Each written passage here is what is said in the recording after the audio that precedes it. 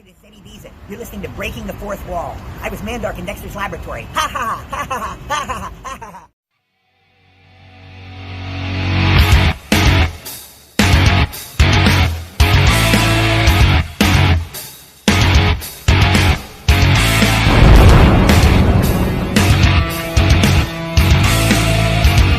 You are listening to Breaking the Fourth Wall on Realm of the Mist Entertainment.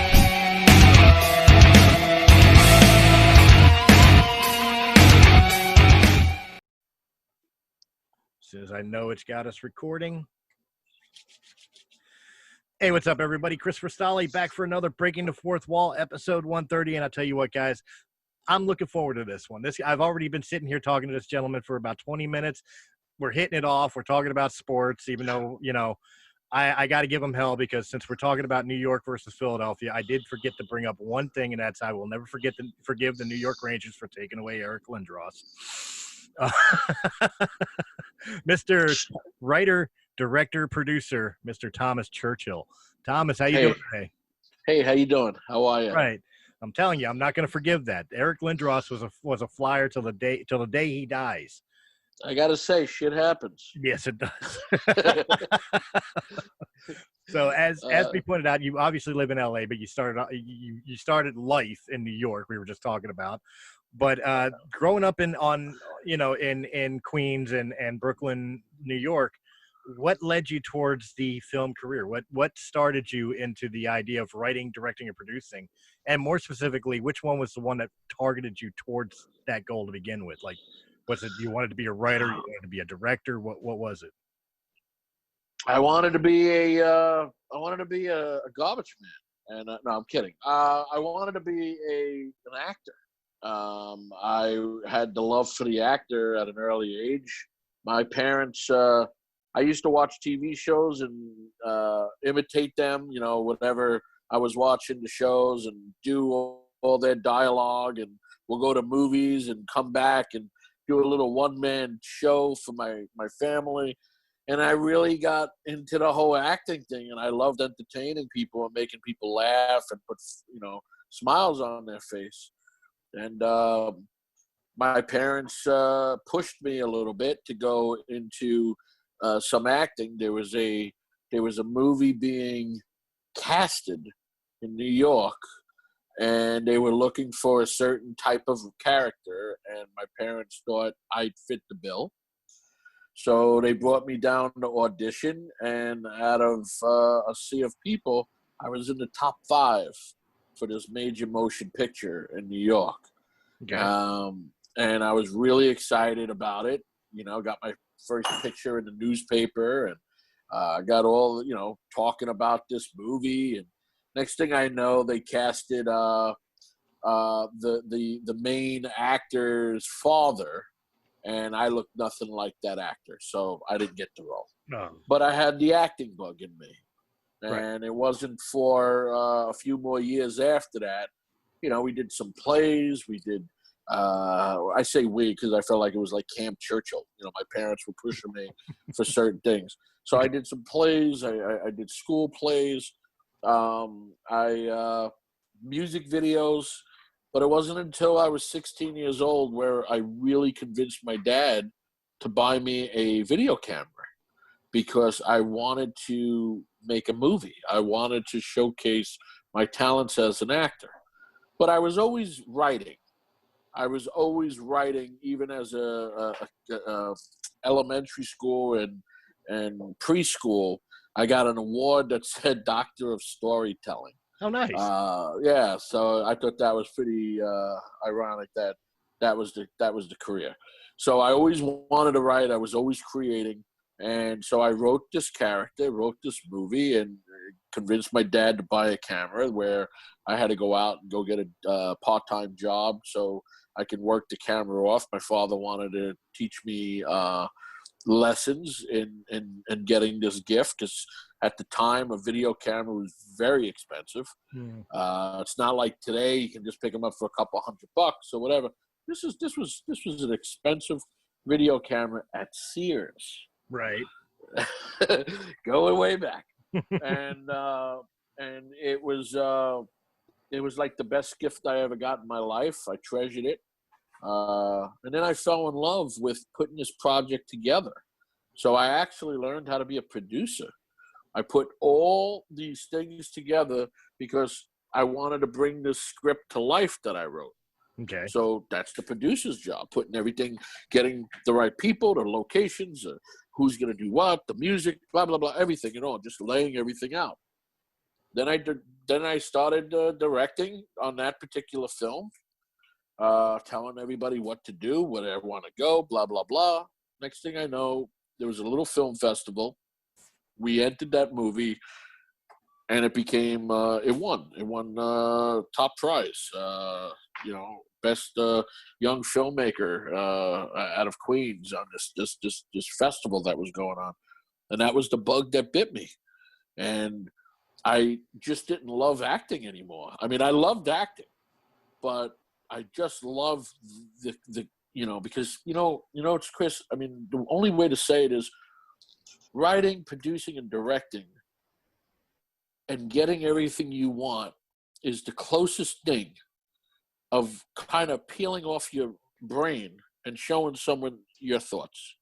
No, I get that. It's so intimate when you're writing and you're doing everything and you bring it out, and then when people watch the film, came out of you, and it's like becomes like a child, I mean, how you look at a child and like, hey, I made that.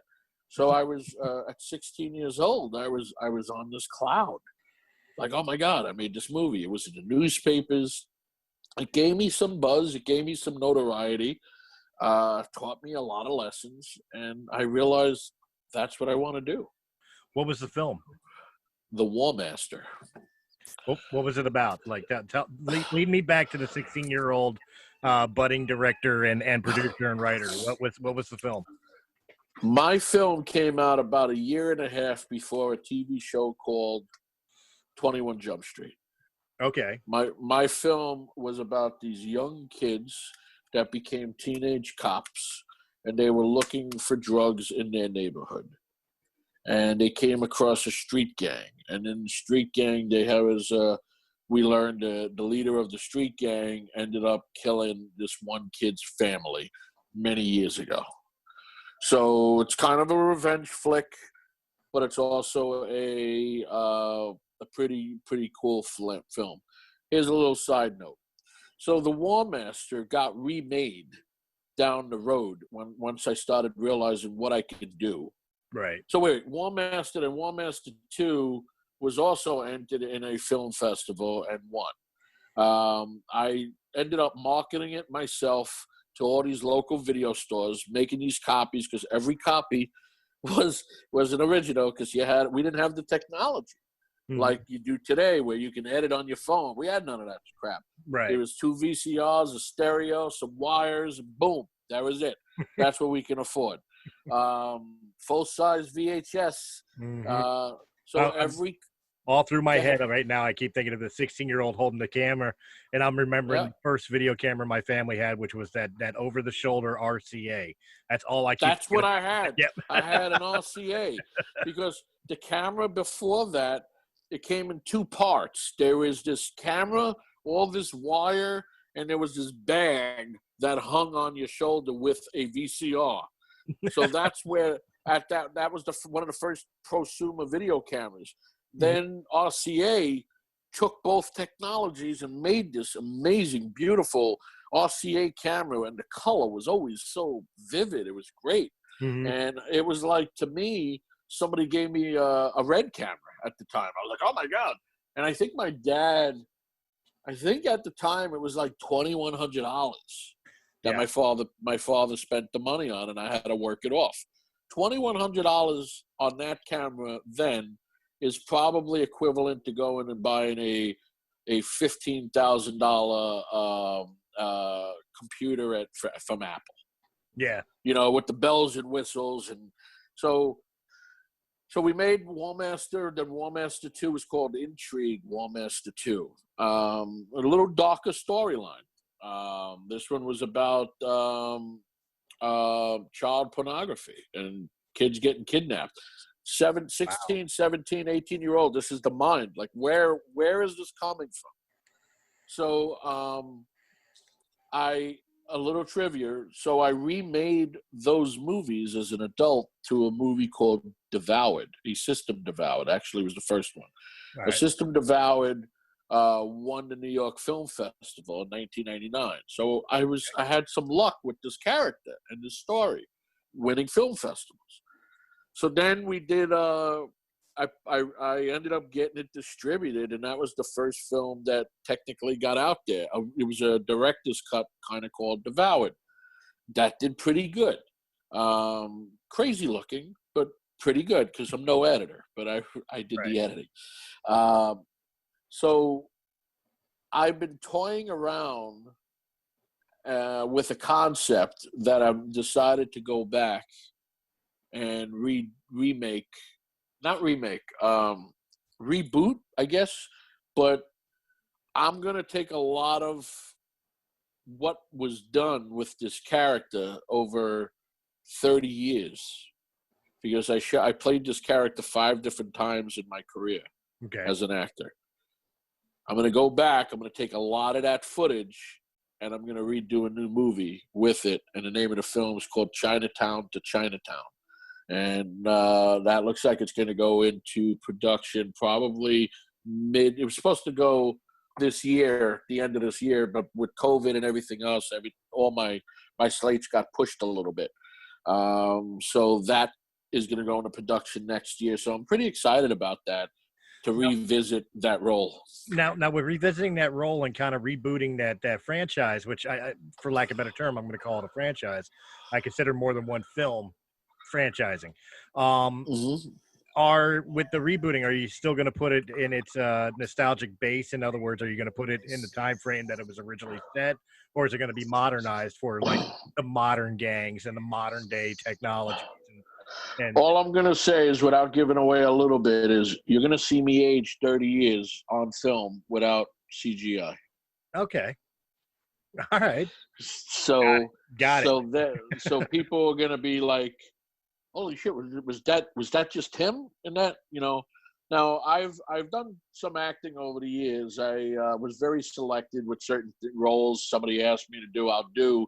But I really got comfortable, in the writing, directing, producing element. And I pop up in movies. I was in a movie called Mr. Hush. I was in a movie called Syndicate Smasher. Samurai Cop 2. I was in a family movie opposite C. Thomas Howell in a movie called The Rack Pack. So certain things, if I feel, when they ask me, when the producers say, hey, I got a role for you, and if I feel it, I'll do it. But otherwise, I don't have that fire that I had to say, oh, I gotta play this role. Right. I love acting. Let me not make it.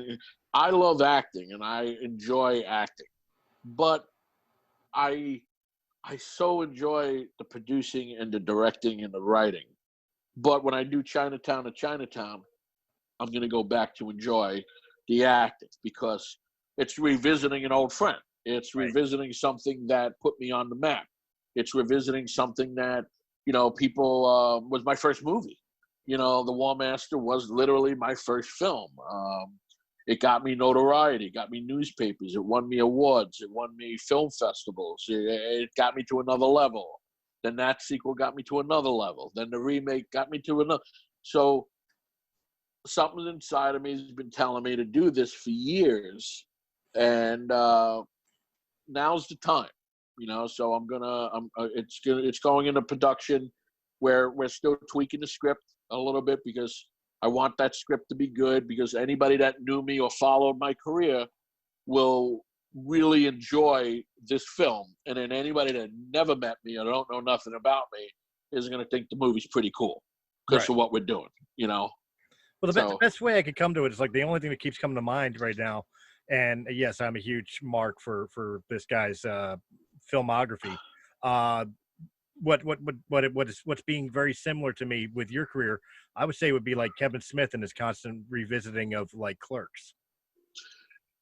Well, Obviously, yeah, I different mean, style of movie, with but with Clerks, yeah, but I mean, in between me and The War Master and Devour and Chinatown, I had a pretty good run so far. I mean, I've done action thrillers, I've done horror thrillers, I've done family films.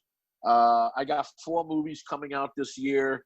One is called Big Freaking Rat. It's a creature feature. It's a throwback. It's a fun film. It doesn't take itself serious, but it's not campy. It's not cheesy. It's not like a Sharknado. Sharknado was probably fun the first time you watch it. no. And I mean, And trust me, I'm a but- person who likes B rates. All right, Evil Dead is still the greatest horror movie ever. Horror movie ever made. dude, Evil Dead is a Becca. It's amazing. Or Killer Clowns from Outer Space for a little bit of camp, but still just a classic. With the popcorn guns. Mhm. But when you say Genius. Sharknado, I can't help but groan. Big Freaking Rat. If people go out and buy the Fangoria magazine that's out now, I heard it might be its last one, but we are in print in Fangoria on page 6. They talk about Big Freaking Rat. I was very excited. I wrote it, produced, directed the film. Think Jaws meets Friday the 13th with a rat. Nice. So that's fitting since Jaws is celebrating its 45th year too. So yeah, and Jaws is such a great, one of the greatest filmmakers ever to step foot on this planet. Spielberg. I mean, Hitchcock before him, and Orson Welles was amazing. I mean, everybody out there now is pretty good, but come on, Hitchcock and Spielberg. Mm-hmm. Think about everything you know about cinema initiated from these guys. So really? Let me rephrase that. Go back, Orson Welles, his Citizen Kane, a movie that was done in the 30s. Mm-hmm. He was doing all these shots, these trick shots and everything else that back in the day, nobody ever seen that. But it's standard today. The 2-shot, the dolly in, the push in, the tight frame, an extreme close-up, the dolly up, the dolly in. Nobody's done that. Even if you watch The Wizard of Oz don't even have that. No, it's here's this 26, I think he was 26 or 24-year-old when he came out. The movie's terrible. I mean, it's probably as a story-wise, it is so boring. Right. But it's shot amazing, and it's just lays such groundwork. I mean, think about it. You watch a whole movie for 2.5 hours. You're pulling out your friggin' hair because it's just syrup moves quicker, and you find out the whole movie's about a damn sled. Great. Never getting those 2 hours back. But, it was shot wonderful. Well, I've said that a lot of the cinema of today, everything that happens in film, and even I think it cross-promoted outside of film too, can be accredited, in my mind, to 4 directors. 4 directors changed the face of cinema, all pretty much at the same time, and everybody's been kind of following suit with it ever since. And Spielberg obviously is one of them. I would say Martin Scorsese, Francis Ford Coppola, and of course George Lucas. George Lucas, yes. There is one more guy in that group that doesn't get a lot of much respect, but he came up the same time. You ready? I'm ready. Brian De Palma. I always forget Brian. Yeah, you're right. I do. I feel bad now because I always forget him. It was Brian De Palma that told George Lucas, because George Lucas, Spielberg, Scorsese, and Francis Ford Coppola were all hanging out. And George Lucas showed them Star Wars, and nobody understood it. Mm-hmm. And it was Brian De Palma that told him, well, maybe if you do some sort of beginning, with words, just explaining it, like a crawl, have it going out into space and just tell a little bit of the story. That's what it needed. Yep. That's what it needed. I mean, because you think about it, from what the rumor was, George Lucas, when he got his chance, he did a THX and then he did American Graffiti. Mm-hmm. And when the studio said, why don't you do another movie? He brought them 9 stories, 9 scripts. 3 scripts were done, and the 6 of them were treatments. And he's like, yeah, this is what I want to do. So the studios laughed at him. They said, well, I ain't doing all those. They may suck. Pick your best one. And he was smart. He went right for the middle, and he pulled out number 4. Yep. Because that already is set in motion. Something already happened before. We don't know. The Death Star, the blah, blah, blah, blah, and there it is. There it is. And Genius. And I appreciate the fact that you know what I know, but a lot of fans always want to fight and argue is that Lucas did have all 9 films, the whole Skywalker saga in mind from day one. That's why he was angry with the last 3. Oh, yeah, because they threw out what he had in mind. And you know what? Actually, I was saving this for a different episode or a different show, but I'll bring it up to you because I want to get your opinion. With Disney right now and Lucasfilm talking about, it's rumor, I don't know how substantial it is. Real, it happened. That they want to retcon 7, 8, and 9? No, I thought you were going to say that Kennedy's gone. Kennedy's gone. No, I'm happy Kennedy's gone. But as far as the rumor of them wanting to retcon 7, 8, and 9, acting like it never happened and reshooting it. I didn't hear that. I don't hear that. That's the rumor going around right now. I don't know how true it is, but as an opinion piece, personally, I think that's a terrible idea. And I'll explain why. No, I'm not a huge fan of that trilogy. Although it's Star Wars, I own them. I'll continue to own them and watch them. I don't think it's a good idea, and this is the reason why I don't think so. 1, the story's already there. 2, you can't just ignore that it happened. 2, if you tried to reshoot 7, 8, and 9 in some way, shape, or form, you lose Carrie Fisher, you lose Peter Mayhew, you lose Kenny Baker. We've lost these people. They died. We can't get them back. You'll never get Harrison to put on the Han Solo costume again. And Luke, Mark Hamill, I'm sure, is so jaded from his experience from this trilogy, he won't come back. So you lose everything. I say build off and build 10, 11, and 12 and finish the story the right way.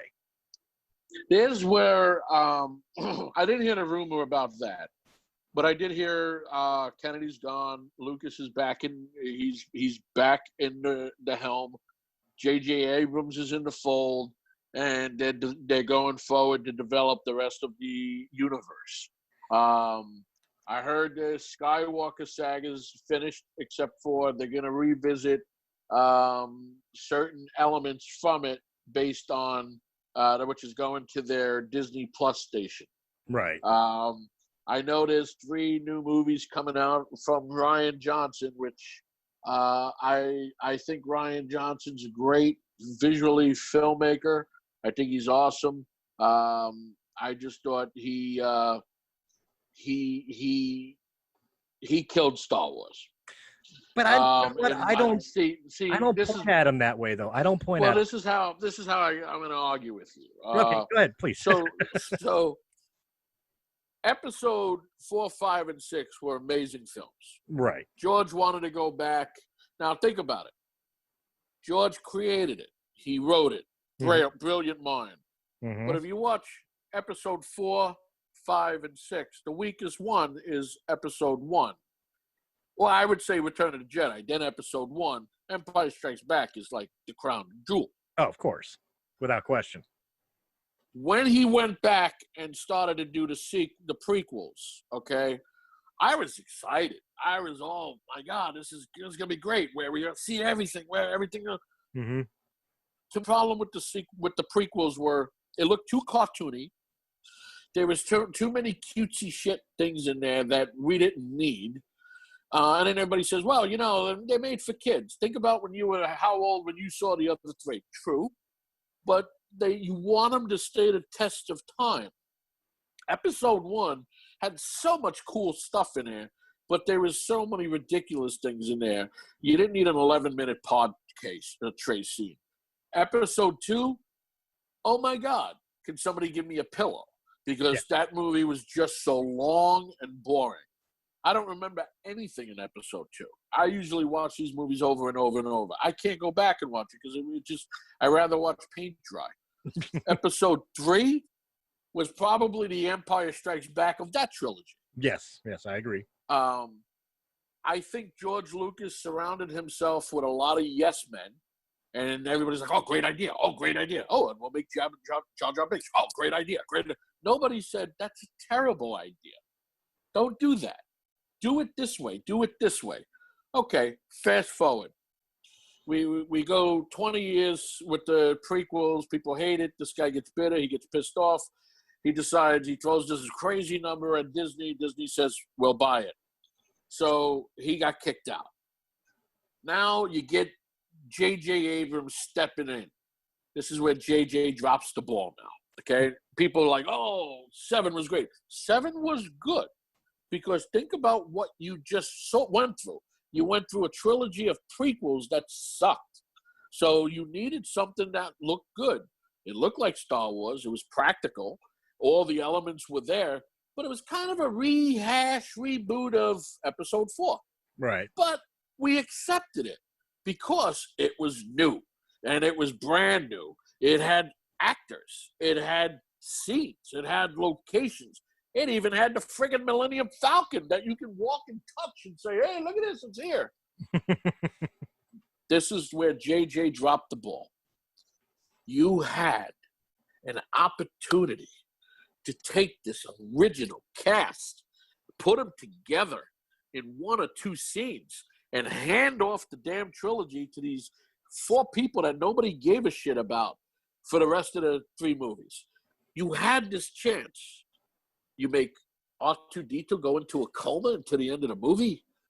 Luke comes out of nowhere and just stands there and grabs his lightsaber in the last minute.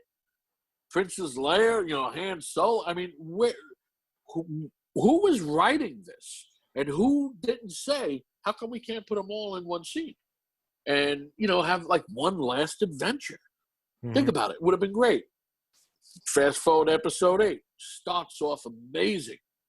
We're looking at a war, a battle that we've never seen before in a Star Wars movie. The colors and everything else is like, wow, this is good. All of a sudden, we see Princess Leia die and she becomes Mary Poppins. Okay. But she was still alive during the making of this movie, mind you. Mm-hmm. Then all of a sudden you're watching it and there's just things in there. It feels like a little bit of an Empire Strikes Back ripoff. Then Luke Skywalker is all this bitter old Jedi. He's like a crazy hermit. Throws his father's lightsaber over his shoulder. Like, he don't care. I couldn't invest. I saw it in the movies. I thought it was good because right after the movies, they had a Q&A with Mark Hamill and Ryan Johnson, and I was all excited. I tried talking about it with my buddy when I saw it, and it was just, we were starting to get angry at things we didn't understand. Mm-hmm. I saw it again with another friend. He fell asleep. I forced myself to watch it. I was like, I don't like this movie. There's something wrong with this movie. Why don't I like this movie? I watched it on Netflix. I shut it off after 5 minutes. I can't watch it. Now you go forward to Episode 9. How are you going to cram all this crazy, non-linear things that happen in Episode 8? You're introducing new characters. You don't do that. Episode 8, we're winding down. We're supposed to wind down. We're ending. We got another movie, we're ending. We don't need to go into a casino that we're never going to visit again. Right. We don't need to see all this stuff that makes no sense. You're putting characters in the movies that nobody cares about. And then, you kill off Han Solo. No, he died in the other one. But you got Luke Skywalker all bitter and he's dead. Then he dies. And it's like, it's a Skywalker trilogy. It's a Skywalker movie. Why are you killing this guy in Episode 8? Right. And then the worst thing, why you have the technology, you can take people's faces off of everything. Why didn't you just switch the bodies of Laura Dern and Carrie Fisher? Carrie would have went out like a hero, where she turned around her spaceship and just went head first and blew everything up and saved it. I've made that argument. Oh, my God. Then using old footage from Episode 7 to try to tell a new story that is all over the place in Episode 9, it broke my heart. I mean, I was so happy with 7, even though it was like, I feel like this is like I've seen this already. But I liked it. And then 8 killed me. 9 was like, what am I watching? What was out of all the villains? Okay, where was he? Where was the Emperor all these years for 40 years, hanging up like a big spider? Who put him in that machine? Buy the books. You'll find out that way. I ain't reading. That's what they're going to do. But no, Yeah. I'm with you on that. But my stance and my point of the sequel trilogy is that the story has been told. I agree with you. Episode 8. Well, the problem with the sequel trilogy was that they did whether it was Kathleen Kennedy or J.J. Abrams, they were stupid in turning around and saying, instead of having an overall story arc of all 3 films, so we know where it begins and we know where it ends, and no matter what filmmakers are doing what scene, it will end here as it's supposed to be, because that's the whole story. Instead, they said, okay, JJ, you got 7. Ryan, while he's filming 7, go ahead and write 8. Write what you want to write. Do what you want to do. It's okay. Do your thing. And then I forget who originally was slated for 9. You get what's left there. JJ comes in after 8's a complete flop to do 9. And he's got to spend half the movie retconning what Rian Johnson did, because Ryan's not keeping with what JJ had in mind in 7. The major problem with the sequel trilogy was that there was, like you said, there was no continuity. There was no linearship in the fact that somebody didn't turn around and say, okay, we're starting to film here. By the end of this trilogy, it's got to reach here. Well, not just the trilogy, Chris. You got to think about episode 9. You have to put a big bow on 8 previous movies. Mm-hmm. So you have to wrap up every detail. If you're saying 9 is the end, and we're done with 9, that's it, no more, we're finished. Right. It has to be done. It has to be finished. You can't leave things open like, I wonder, oh, is she going to be the new, when she's like, when at the end of the film, when they say, and what's your name? I'm Rey Skywalker. And it's like, okay, so what are we doing here, people? We didn't know who she was for all this time. She's this person. She's the Emperor's come on. The Emperor's granddaughter here. I called that, by the way. I called that in episode 7. I said she's a Palpatine. I said she was either a Palpatine or a Kenobi. I said she was the granddaughter of one of them. I did call that. I heard in the book what's his face? The Solos supposedly had twins. Someone said, yeah, they got twins. They also had twins. That would have been great.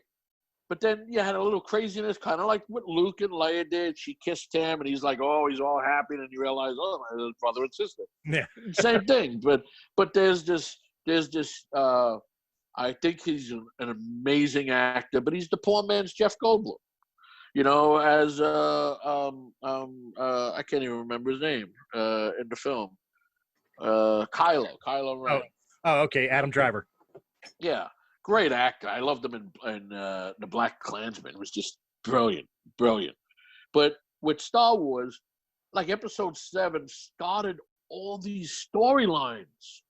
The Knights of Ren, and then all of a sudden, like we said, in 8, we're like, yeah, we're not going to talk about the Knights of Ren. We're not going to talk about this.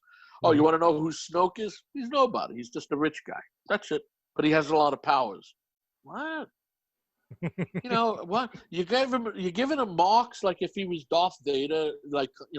That's why I was so. Somebody said that he should have been a clone in of the Vader. book.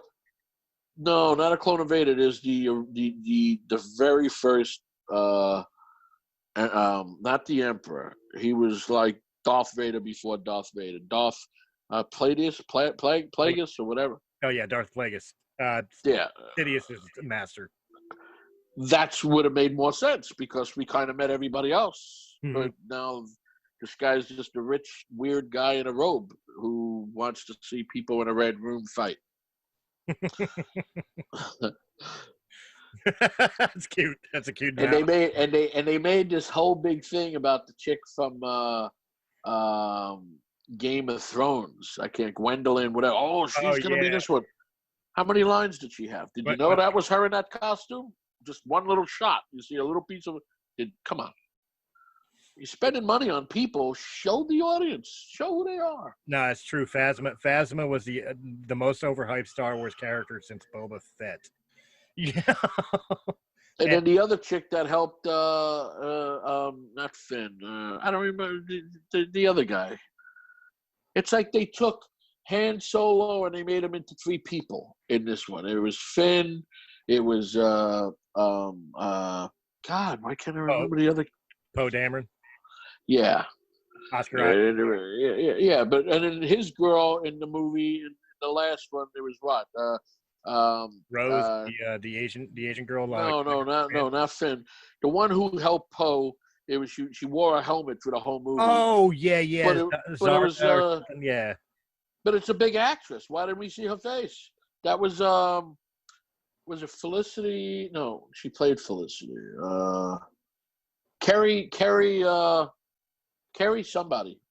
Oh my God, I'm blanking out with you. Yeah, I'm kind of lost on it too because I know who you're talking about. I just can't think of the name. She was the one who gave him the coin. Yeah.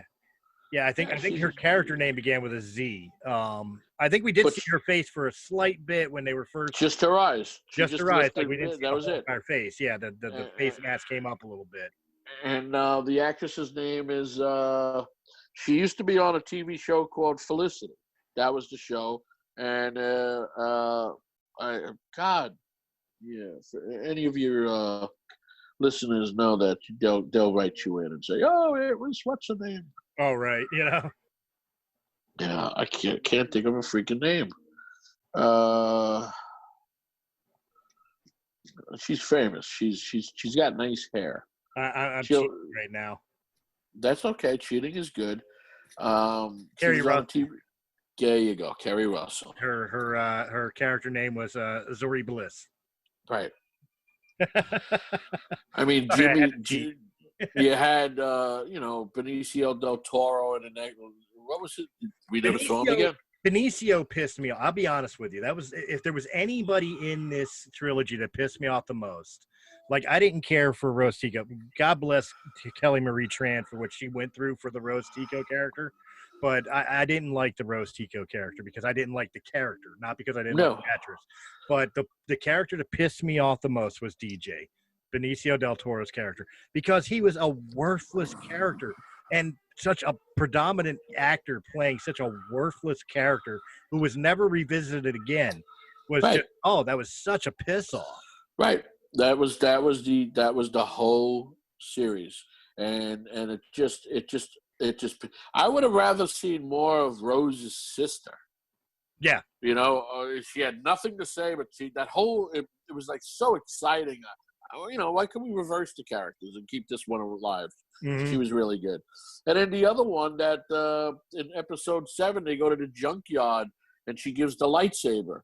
She got this big role. Yeah, it's like, oh my God, I want to know more about this character. And we see a little bit of her in the last one. It was like, what happened here? What happened?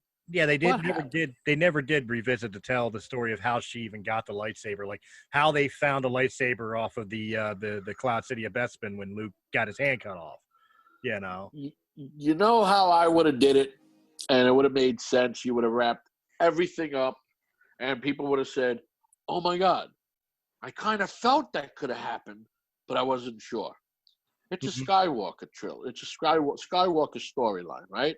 Mm-hmm. We saw the rise and fall of Anakin, and then the redemption, and then we saw the rise of Luke, but we never seen the fall. All right, he's a good guy, but what happens if he spent this whole time on this little island, and he just started eating himself up about stuff, and he got so angry that he just ended up he ended up being a bad guy. Don't forget The Empire Strikes Back when he fights Darth Vader and he chops off Darth Vader's head. Who's the face in the helmet? Exactly. Himself. If we would have went in that direction, oh my God, that would have been great. You ended episode 9 on a not a downer, but you're like, all of a sudden you see the helmet come down, like he's wearing his father's helmet, and then Darth Vader legacy lives on, and it's Luke. Oh. Well, for most Star Wars fans, they know that episode 6 was originally written where Luke took the helmet and became Vader. At the end of the Return of the Jedi, he was supposed to turn dark right after Vader's death, and proclaim himself the new Dark Lord. But they because of the fact he never thought that he would do 7, 8, 9 at that point, because he was so burned on the trilogy. You know, we've got to make this more of a happy ending. You know. Yeah, it was just. But originally it was slated that he wanted Luke to go dark. I think you're right. I think the overall villain should have been Luke the whole time. You could have played it out the way it did, including you could have had the force projection of Luke, you know, protecting the resistance and everything else, and then dropping an Octu. And in episode 9, don't reveal who it is. Just say Vader's return. You see you hear the breathing and recordings of shit, but you never show it until Rey gets there. And then as battling Darth Vader, quote unquote Darth Vader, that's when the helmet comes off and you see that it's Luke and he's been masterminding it the whole time. It would have been awesome, because the way you could have did it was you kind of had the writing there where Luke kind of protected the orphan Jedi kids, and he fought Kylo, and he almost killed Kylo. Mm-hmm. So there could have been this anger in him that built him up, and he didn't, you know, why did that happen to me? How did I get so angry to my own nephew? You know, because search inside you, my son. You know, he's got it. He's always got that weird desire, because the Force was strong with this one, remember? So he could have done anything. They dropped the ball. He became Aladdin at the end of 8 and just disappeared on his carpet. Poof. Mm-hmm. His clothes and all. It was like War of the Worlds. And you just see his clothes pop. You know, it's sucked. Well, you know what? To get off the topic of Star Wars somewhat, but get back to your career, it raises a good question. Because that sucks too. No, I'm kidding. Because obviously you're such a huge Star Wars fan. I could tell right off the bat. If Lucasfilm ever called you and said, "Hey, we want you to do a Star Wars film," what would you want? What type of Star Wars film would you want to tell? Like, what story would you want to tell? Something new and original with new characters? Would you want to fit it somewhere in between the sequel and prequels, or you know, whatever? Like, what story and what character would you want to tell us? Well, it would be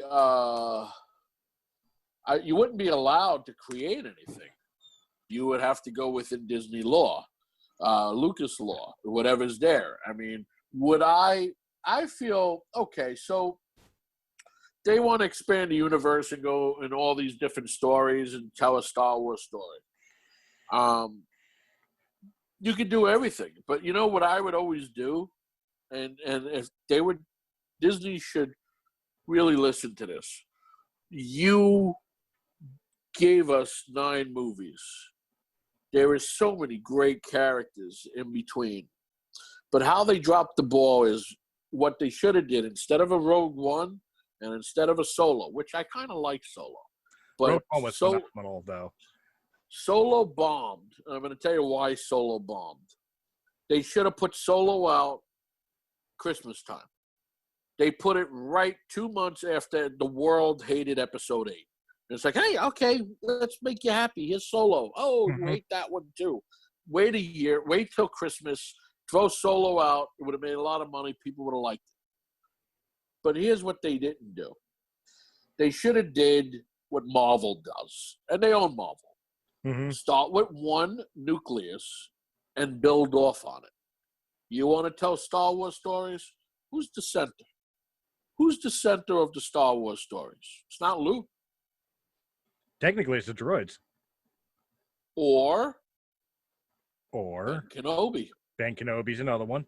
But I would have argued the points. I would have argued the point of R2 and 3PO as they were in all 9 films. They've kind of seen the whole story. Right. But I would have started off with a Ben Kenobi movie. I would have told, you know, and this way he's setting the ground. You know who this person is. You know who that person is. You know who he fought. Maybe you do. If you're going to do some CGI shit, go back and do Alec Guinness. Sitting there in a cave, you know, talking to maybe right before or go back to the story where he's telling a young Luke. Right before the days of the story, you know, when he first finds Luke after the Tauntauns. The Sand People. Sand People, yeah. Go back to that. Start off with that whole scene where people will be like, "Oh shit, what's this is this." Show the old version. I'm sure there's so many footage of film that you never put in that movie. Mhm. You can go into the cave where he's come inside. They will be back soon. And now you're in a cave. You're talking to Luke. The world knows it's a young Luke. You see Luke's face, and then we go into a story. And it's all coming through Ben Kenobi's mind. He's telling the story about everything. Almost like a Stand By Me, where he's narrating his own past. Yes. Nice. And I think the audience would be like, oh, my God. So to your question, if I ever get a call from George Lucas that says, hey, come to us, we want to talk to you, that's what I would pitch. I think that'd be kind of neat, kind of having that, especially because, I mean, I know they're doing Obi-Wan as a TV show on Disney Plus, with Ewan McGregor returning as under the role. Right. I think even under that franchise moment, I think that would be the right way to go. Kind of a Stand By Me or Bad News Bears, right? Like reminiscing about the days of old. And it could be anything. You could be, and the audience would love it because number one, you got a little old back there. You still didn't let go of the Skywalker world. You're still there, so it's something familiar. You're not giving us something new that just says Star Wars, and we're going to talk about whatever. Because when you say Star Wars, you think of every character that you've seen over the course of 40 years. Mm-hmm. You didn't think of when somebody says, hey, you want to see a Star Wars movie about a casino? No, it wouldn't be Star Wars. It would feel like a Star Trek movie because they're the guys that go into those weird, odd worlds and kind of, find shit out and leave. Right. Star Wars was always about the underdog, the good versus evil. The hey, I got to do this because I'm destined. My father did it. His father did it. His father, that's the type of thing. Then you got the guy, hey, you know what? I just want to put shit in my spaceship, take it to the other side of the galaxy, collect my reward, and leave. You got those guys. Right. Like I said, Han Solo movie was good, except for seeing Darth Maul. I didn't understand that. I was like, wait, what? How? Darth Maul was fan service, and it was also to try to connect him into the cartoons that they were doing, where Maul came back in Rebels to finally die at the hands of Obi-Wan, in the cartoon series. So it was kind of an interconnecting tissue for that. It didn't make. So was Solo, because Solo's before? Yeah. So Solo's before Darth Maul comes and fights Qui-Gon and Obi-Wan. No. Solo is long after that. In the show, the Clone Wars, Lucas brought Darth Maul back with a cybernetic lower half that he was found by the Night Sisters on Dathomir, and they resurrected and saved him, and he's been on a revenge trip for Obi-Wan ever since, and he winds up helping build the Crimson Dawn criminal syndicate, which is why he's in Solo. But really, it's for connecting tissue that they released in Rebels, another cartoon series, where Darth Maul finally tracks down Obi-Wan in Tatooine, and they go to battle each other out. And then as Maul is dying, he realizes that Obi-Wan is here on Tatooine protecting something, and Maul asks the question, is it the Chosen One you're protecting? And Obi-Wan says yes. So in the cartoon series, besides finally killing off Maul the proper way, they subtly retconned Anakin being the Chosen One and actually declared that Luke was the Chosen One. As weird as that is. Well, yeah. But that was the reason why he was in Solo. And I'll be honest with you, when I first saw Solo, I hated it too. And at that time, I want to be clear on this. At that time, I did not hate The Last Jedi. I don't want to say I was indifferent. I liked The Last Jedi. I just hated certain aspects of it. But overall, I didn't hate Last Jedi at that point. When I saw Solo, I saw Fast and Furious in space. And it was like, ugh. Yes. But that's funny. It grew on me. It did grow on me. There's still some aspects that I hated, like L337. I absolutely, if there's any character I hate in the Star Wars mythos altogether, it's L337. That droid sucks. But overall, yeah.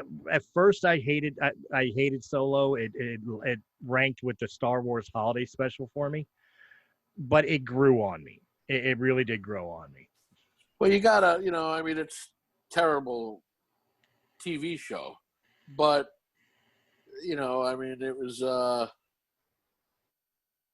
It's like the Ewok movies. I mean, the Ewok movies. Oh my God, Caravan of Courage. Yes. But to be fair, I've got to say it. Rogue One is my favorite Star Wars movie next to Empire Strikes Back. It was literally the movie that I never thought I needed. And quite honestly, I was fine with the movie. I thought it was a good movie all the way through, watching the whole entire thing. I thought the whole entire movie was great.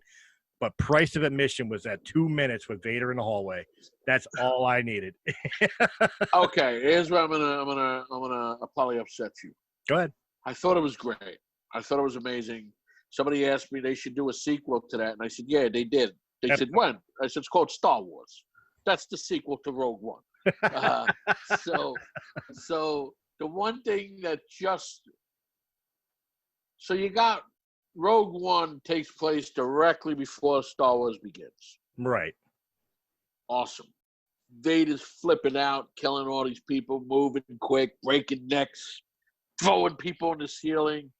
Then he comes on the ship, and he's tired. Think about the body language from episode 1, episode 4. sorry, yeah, episode 4. He's just walking, dun dun dun.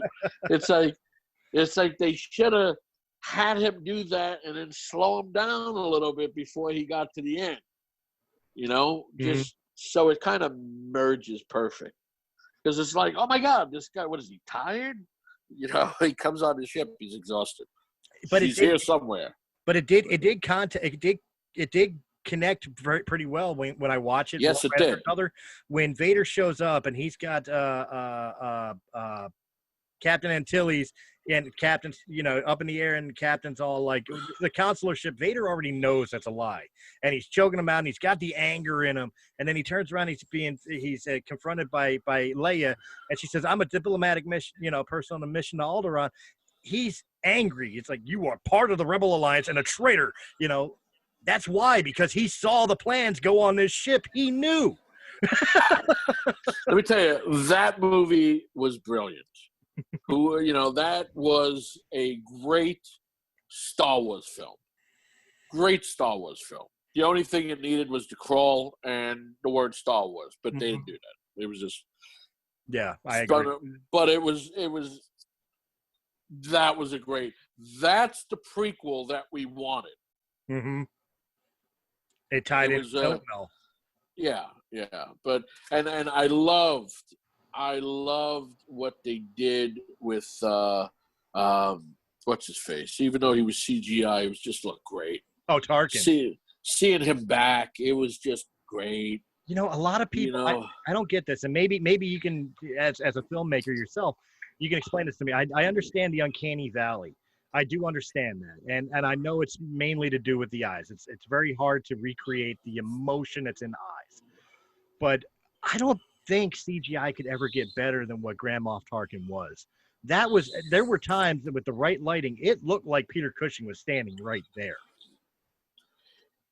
It was great. I mean, look, think about it. You watched 3 Planet of the Apes movies that just the apes looked amazing. Right. Amazing. I mean, we're at the technology now. I mean, we're very close to where any dead celebrity can come back and be in a film. Well, I mean, we live in a world where we can go still to a Michael Jackson concert and Elvis concert thanks to holographic imagery. So why not? Yeah. I just thought I thought that was a great film. I thought somebody asked, when I went to the movie with some friends, they said, I don't understand why everybody died. They had to. Because they're not in the other one. They had to die. Everybody had to die in Rogue One. I think it helped too to weed out some of the fake Star Wars fans. It's like, wait a minute, I thought they were supposed to be Bothans. No, that's the wrong Death Star, idiot. Right. Right. Yeah. But it was good. It was good. Again, probably one of the best Star Wars movies out there next to Empire Strikes Back. Like I said, it's my number two. Number one is Empire. Number two is Rogue One. Then, yeah, New Hope, Revenge of the Sith, then Return of the Jedi, and then everything else. You got Revenge of Revenge the over Sith Jedi. before Return. Wow. It's the Ewoks. Wow. It's the Ewoks and the special edition version of the Lappy Tech song and Jabba's Palace. And quite honestly, Jedi dropped down in the special edition, so they took out Yub Nub at the end. Come on, you can't take away Yub Nub. I also did not like that they CGI'd Hayden in there. Why? Well, you know what? I read an article on why Lucas did that, because he felt that's when Vader was last Anakin. So it's kind of a reflection of him when he was at last Anakin. But I agree. I think they should have left. Who was it? Robert Shaw? No, Robert Shaw. No, Robert Shaw was Jaws. Richard Shaw. I forget his name, but they should have left Richard Grieco. They should have left the original Anakin in there. I do agree with that. Yeah. Hell, if anything, if I want to make an argument, I think they should have let David Prowse be the Anakin Force Ghost. After all the shit he went through doing the Vader costume and not even having his voice recorded, the payoff should have been let him be Anakin in the Force Ghost scene. Yeah, but people wouldn't have known who he was. But still, it would have been something for him. You know what I mean? Like, Well, thanks true. for 6 years of putting on this costume and being basically just a mannequin for us. I mean, It's true. The guy walked around. I mean, it's just like Darth Maul. That's not his voice. No, not at all. But you know, Yeah. at least Maul got to speak with his martial arts. Ray Parks is fine not having a voice, but Yeah, I thought that was a great character. When I saw Episode 1's trailer, I was like a little kid again. I couldn't wait to see it. I could not wait to see Episode 1, and I was so into it. And then I remember leaving the theater, and my friends asked me, they said, "What do you think?" And I said, "I don't know. I know I enjoyed it, but I don't know. I mean, overall, out of 1, 2, and 3, even though the third one I would say is like The Empire Strikes Back, I think I still like probably The Phantom Menace more than 2 and 3 because it's the first one of Right. where there's the beginning line where we started, and you're watching stuff, and then it's like there's certain things in there you didn't need. We didn't need to see E.T.'s family in there. We didn't need to see Willow in there. We didn't need to see Mrs. Jabba Hutt in there. We didn't. So there was like things that was like, okay, come on. That's where the guys that worked for George Lucas should have said, George, no. Oh, I'm fired. Okay, but no. you know what? I gotta argue one point. I'm fine with ET being in there. It's a cameo but who? It's a. Yeah, but you know what? You literally just made E.T. the extraterrestrial canon in the Star Wars universe. Uh-oh. You froze up. Are you still there? Uh-oh. I'm going to stop recording and we'll bring us back. Can you hear me? Yeah, you froze up for a minute. I stopped recording. I'm bringing it back on now. All right, go ahead. I'm sorry. The one thing that I did like is I like the I don't know what they're called, the stormtroopers before the stormtroopers. Oh, the clones. They kept breaking and the battle droids. The battle droids, not the clones. I like those things because it just showed, okay, we have so many of these battle droids, but they're not efficient. And they can't do shit. So let's breed these people and then put them in costumes. And it was great. No, that was definitely phenomenal. There were aspects of all the Star Wars movies that I thought were great. Right. Even in the sequels, there were certain things that I thought was phenomenal. A lot of people bitched about it, like in the sequels, but the introduction of new Force powers, things that we never seen before, I thought that was awesome. Okay, yeah, it looked wonky to watch Leia use the Mary Poppins pull-in, but still, it was a new Force power. Luke force projecting himself across the galaxy to make Kylo Ren think he was fighting him. That was an awesome force power. Even the healing factor that Rey and Kylo both used in 9. Awesome force powers. A little overpowered, Yeah. but at least we saw something new and original in the force. So to me, I took it as a fan, I took it as the force evolving. You know what I I'm going mean? to tell you what the best 9 movies, the best thing out of 9 movies is John Williams. Oh, absolutely. John Williams rocked it. All 9 movies. Oh, absolutely. I don't think there's anything John Williams could do that's wrong. No. Like you say the name John Williams, and every film he's ever done, every film score he's ever done, you find yourself humming. And you find yourself humming. Mm-hmm. You'll be like, it's kind of crazy to geek in me. I'll be humming the Imperial March into the Indiana Jones theme, into Jaws, into Close Encounters, into E.T., into, so it's like, Poltergeist. Oh my God, yeah. I don't think, in fact, I challenge anybody who can point to me one John Williams song from any film, one song that was weak. From one of my musician friends, now I can't hold a note. I can't sing. I'm not a musician. I can't do any of that. But one of my friends said to me that every one of his notes every song is in the key of G. They all are in the same vein. And if you listen to them all, they're almost the same, You can probably make one long song. But one of my favorite is not a non-Star Wars, is freaking Jurassic Park theme. Oh yeah, it's just. The guy did the soundtrack to my childhood. Oh yeah, not just ours. I mean, again, like my kids, like my 10-year-old who you saw in the background a couple times, I'm sure. I mean, he knows John Williams besides Star Wars. I mean, he did Hedwig's theme, the theme to Harry Potter. Come on. Yeah. Amazing. What kid today doesn't know Harry Potter, and when they hear Harry Potter, the first thing that pops in their mind is John Williams' Hedwig theme?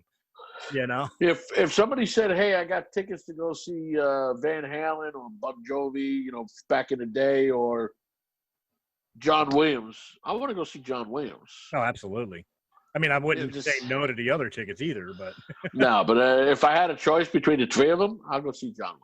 Oh yeah, absolutely. In fact, I'll be that geek. I still kick myself. I got tickets back in 2010. I got tickets for Ozfest, and I was down, because I've been to Ozfest before. I love Ozzy Osbourne, love the bands that were playing. Motley Crue was there that day, and so was Rob Halford. So I mean, right on. And great concert, but at the same time, like that same week, Pink Floyd was in town. You know how mad I was that I ran and bought Ozfest tickets and missed Floyd? Floyd is it's one of my go-to bands when I'm writing. It's just amazing. It's just, wow. But here's the funny thing. I had tickets to go see Bruce Springsteen once. Nice. And I was with my ex at the time, my ex-girlfriend. And she was just annoying the hell out of me, going on and on. And we're walking to the gate. I'm went through the security, parked my car, walking through the gate, walking through the Meadow, because we're playing at the Meadowlands. And I was getting to the gate to the Meadowlands to go in. She's going on and on and on and on. All of a sudden, at that particular moment, there's a guy that says, "Hey, looking for 2 tickets. You have any?" Yes. Sold my tickets to Springsteen. Oh. And guess where I went that night? Where'd you go? Go see Blair Witch Project. Oh, I bet you were kicking yourself. Wow. I gave up Springsteen for Blair Witch. I will tell you this much, though, as far as Blair Witch. I've said that this is kind of where Breaking the Fourth Wall became that film critic stuff show. I've always stated that what killed Blair Witch was not necessarily the film itself, but the marketing of it. I thought the marketing was completely wrong. The worst thing in the world you could do was put this film in a theater. When Blair Witch first came out, we're talking the days of Blockbuster and West Coast Video and stuff like that. Blair Witch should have been released on an unmarked VHS tape that was just set in the horror section of Blockbuster, and just start spreading the rumor about this found forgotten footage film and let it be. I think that would have changed the whole entire direction of how that film was received. But I gotta tell you, I mean, I wasn't a fan of the movie, but I'm gonna fight you on that. I feel like we're like the Cisco and Ewan. I'm gonna fight you on that one because I thought the marketing was genius because they made you think this was a real thing that happened. Right. But not once. I mean, we all got sucked into it. Oh my God, did you see that? That's real. And everybody goes to the theater, but not once did it ever say based on a true story. Right. But the marketing was just, it was as good as the original Batman. Not original. I got to say 89 Batman because you say original, people think, when the 89 Batman came out, which to me is probably still the best Batman movie ever made. Won't argue that. And the fact that I'm hearing Michael Keaton is putting on the cape again for 2 movies makes me happy. Yeah, he's supposed to be returning for, if I'm not mistaken, the Flash solo film. I guess he's going to be playing the older Batman. The Ben Affleck character that was created. He's playing that guy. Right. Ben pissed everybody off, so nobody wanted him anymore. That's why they went through a whole different thing. Now, I don't know if it's true or not, but I also hear he's going to be putting it, not necessarily putting it on again, but a lot of fans have been clamoring for a Batman Beyond movie. And from what I understand, he is going to be playing Bruce Wayne for the Batman Beyond live action film eventually. You're talking about Michael Keaton. Michael Keaton, yeah, playing the retired older Bruce Wayne who passes the cape and cowl to Terry McGinnis, who is Batman Beyond. I heard about that he was going to do that. I also heard he's in the Flash movie. I also heard he's going to be in The Batman. So I know the Batman is supposed to be earlier Batman, but I think it's him also thinking about stuff, reminiscing. And there was another movie that they were talking about having Michael Keaton in. Dude, when I heard all that, to me, Michael Keaton is Batman. And I mean, he played him great. It wasn't like the costume goes on and his voice changes like this. He didn't do that. He was still a tough guy. And to me, I think he was good. He was better than, Look, he walked away from Batman Returns because he wouldn't work with Joel Schumacher, and he didn't like the way they were treating Tim Burton. So he quit. They started filming that movie. They had him he was Batman. Robin Williams was the Riddler, and he left. Everybody left the movie when Joel Schumacher came on. So out of the Batman Forever and Batman and Robin, Batman Forever is the better movie of Batman and Robin. See, that was my point. That's why I'm kind of with you. Like, I can't deny Keaton's Batman. Keaton's Batman was phenomenal. My argument is I didn't think his Bruce Wayne was very good. Now, on the opposite end of the coin, Clooney's Bruce Wayne was phenomenal because it was Clooney. His Batman was atrocious. I think out of that trilogy, and I'm going to catch flack for this. I know I'm going to catch it. But personally, I think the only one that did both roles well, even though his movie was horrible, Val Kilmer. Is Kilmer. Yes. I agree. What's funny is Val Kilmer didn't want to put it. He was like, "No, I only did this movie just for the one movie." What do you mean? You're playing Batman. You gotta come back. Mm-hmm. So he was like, "No, I'm only gonna do one movie." Why even hire the guy? Yeah. Why did they? I understand why they hired him because in the marketing, if you cover his face, his mouth, and you put Michael Keaton and him side by side in the Batman costume, looks like the same guy. Right. Exactly the same guy. But Batman Forever was a little cartoony and a little colorful for me. And I know they had to move Tim Burton off because McDonald's didn't like the way Batman Returns came out, and they were the biggest. It was bullshit. I mean, here you got the guy who created it. That's the funny thing. When you got corporations, this happens to me every day as well. When you got corporations dictating to the director or anybody else about, it was a little dark, I don't know if he knows what he's doing. Where, like me, the crazy thing with me is when I'm talking to an actor and the actor tells me, well, I think my character should be, I think he wouldn't do that. He would do this. And I'm looking at this guy, I'm like, dude, the character was birthed in the air in my head.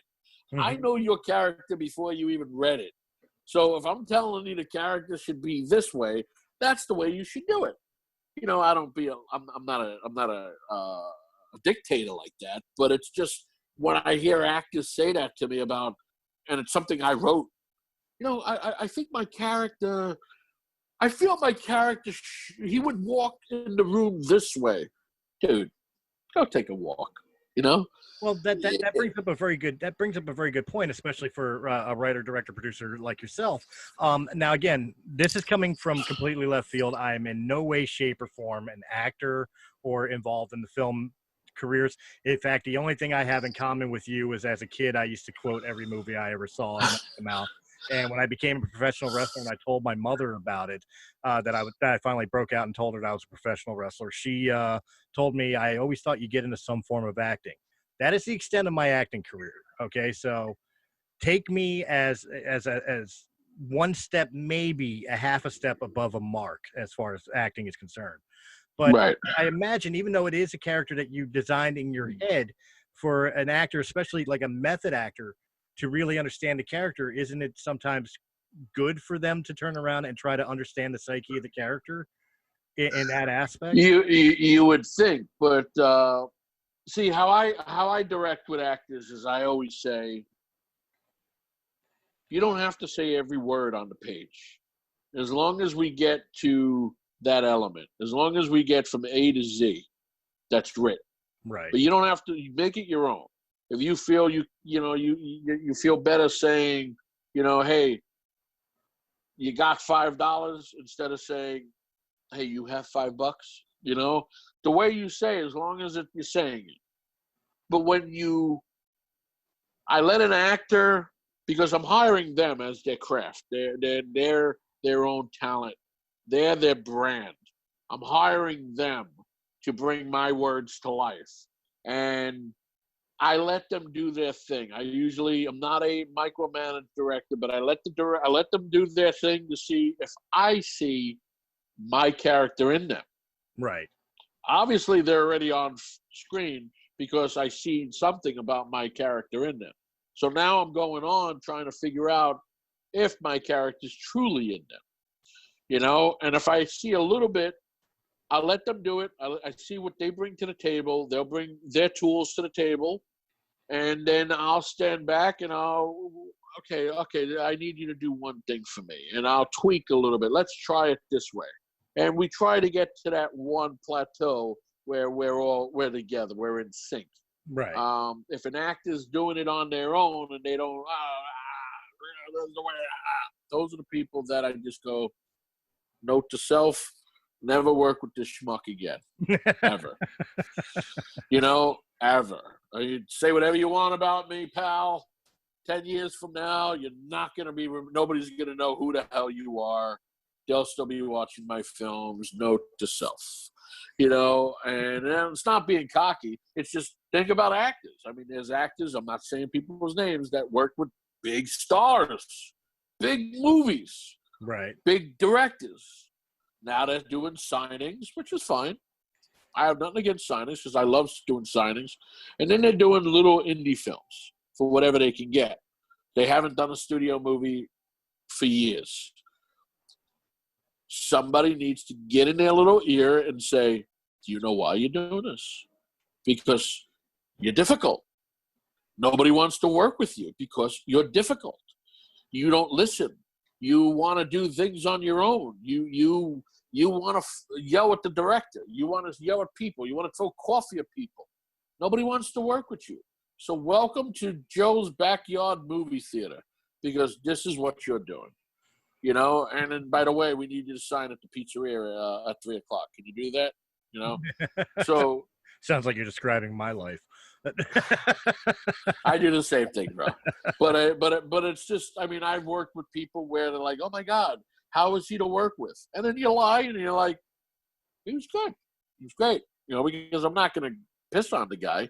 Right. But but in reality, I was like, dude, yeah, get in my brain a little bit. Let me show you this guy in action. Oh, look.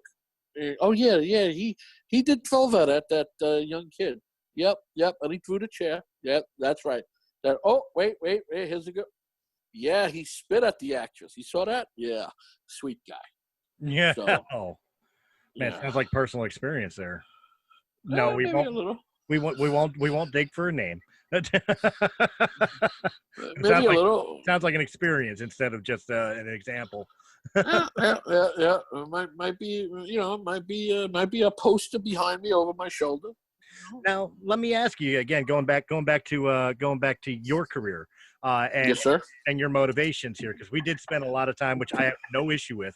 We spent a lot of times talking about Star Wars here, not a lot about what you've done and the genres that you prefer to write. Obviously, as a director, as a producer, as a filmmaker, director, and even in acting films, it seems like you tend to go towards a lot of the thriller and horror aspect. You did say you did some family as well, but is that your comfort zone? Is that your niche? Is that where your mind likes to go mostly? Isn't it a suspense and thriller market? Oh, I'm a storyteller. I'm a filmmaker. I love telling stories, and I'd love to tell any kind of story.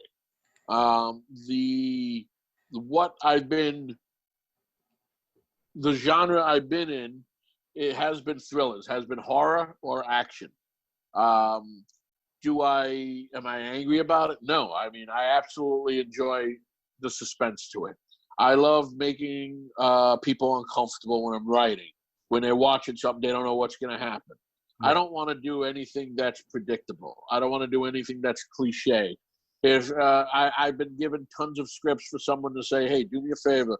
Can you tweak this a little bit? And I'll tweak it. I'll fix it. I'll make it, something good, clever. And then after a while, you're like, damn, I should put my name on it. But, that happened to me twice. And I did it as a friend. And the next thing I know, I'm like, damn, I should have did something instead of the handshake. But I love Hitchcock. I love Spielberg. Hitchcock spent his whole career on thrillers. Right.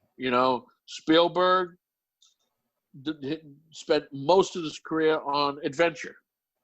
And a period he went through that you don't really realize as a fan, when you're watching his movies, but family. In my movies, there's a lot of things that has to do with family. Spielberg also, if you watch his movies, if you watch all his early films, he is a child of divorce. And everything that occurred in a lot of his movies was all about someone leaving, someone not coming back, divorce, what happened, so that was going on through his whole life. Well, most of his life. I mean, the only one that doesn't have anything like that is Jaws. But if you think about it, it is there also, where the family moved away. They're in a new spot. They're in a new area. He's the sheriff in a new town. Nobody knows him. There's, his kids are a little homesick because they're missing. That's not the way they do it. They're not from the island. As he says in there, we're not from the island. You can't be an islander if you're not born here. Right. And then he had the same thing in E.T., single mom. Same thing in Close Encounters, where you actually saw the family break up. Mm-hmm. Same thing with the Goonies. Same thing in Goonies. Indiana Jones, great character, same thing. Mm-hmm. The guy was missing. His father left him. So Spielberg dealt with a lot of, and it comes out in his work. With my stuff is a lot of my movies is always about family, something to do with family, whether, and it's not that has to be the reason. It just sometimes when I'm writing, it goes into that a level. Or if I'm not doing my own writing and I'm directing somebody else's project, something attracted me about the family aspect, like the Rack Pack. There's a whole family aspect, and kind of helped write a lot of that scenes in the film. But that kind of drawn me. When you say family, now regardless of how association or relationship to each other, Right. you're talking about the bond. Like, we're going to get through this together, whether it's a brother or somebody you consider a brother, or if it's a nuclear family of husband and wife and kids or whatever. There's always the bond that we will survive together. We're always going to be There's together. 3 words that were that appeared in a few of my films. All right. Family is forever. And I apologize for the technical difficulties, guys. Bear with me. We will get this back up and running.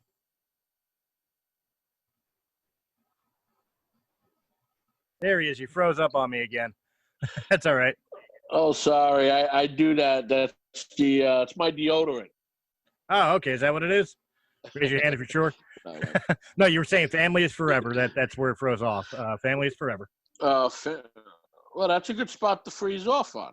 That's it. Could have ended Family the is episode right there. forever. Yeah. Go ahead. No, but that's basically what I was saying. Is most of the things in my film are family is forever, and it's just, when you realize stuff growing up, your family's always around you, but as you get into an adult and you move away and everything else, you kind of long for those times again. And a little side note: my mother and I share the same birthday. Oh, nice. Yeah, it's actually great.